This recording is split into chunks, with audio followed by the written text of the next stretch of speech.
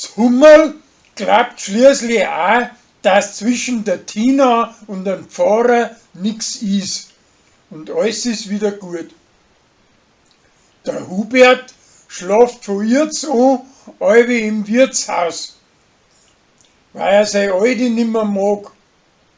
Für die ist das ein rechter Verdruss und für seine preußische Tochter auch.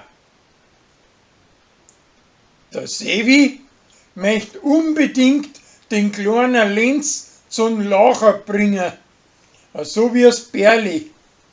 Aber es geht nix, bis er nachher schließlich dahinter kommt, dass das wegen den komischen Heftpflaster ist, wo sich der aufs Hirn aufgepickt hat. Der Gregor hat einmal als ein Kind mit der Uri Grimm auslassen und hat dabei so viel abgefressen, dass er gespimmt hat. Und jetzt macht er genau den gleichen Blödsinn nur einmal. Margot und sein preußischer Reuter nehmen für Gott aus Lansing und ziehen nach Bad Birnbach. Die Lansinger helfen ihr beim Umzug und schenken ihr nur eine Katz.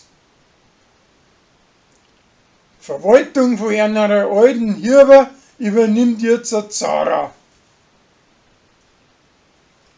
Der Philipp kriegt einen Zettel in die Hand, wo sich der Hubert über die Gundi auslässt und möchte ihm damit erpressen.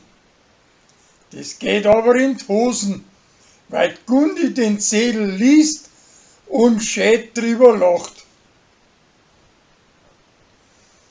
Der Joschi riecht für die Leute in seiner Hirbe eine Salatschüssel mit einem komisch zusammengeschnittenen Leberkäse. Aber das kommt bei denen nicht extra gut an. Der Rolli und sein preußische Gspusi kommen wieder von Oslo retour und bringen der Josie seiner ausgeflippten Mutter Zucht und Ordnung bei. An Sevi sein Bub, der Elias, besucht ihn und baut mit ihm eine spaßige Holzhütten. Seine Tochter ist eine sture Matz und braucht 1000 Euro für einen Urlaub auf Ibiza. Aber die kriegt's von ihm nicht und von ihrer Mutter auch nicht. Und drum läuft's alle wieder davon und versteckt sie irgendwo. Zuerst im Beichtstuhl und danach in der Schwitzhütten.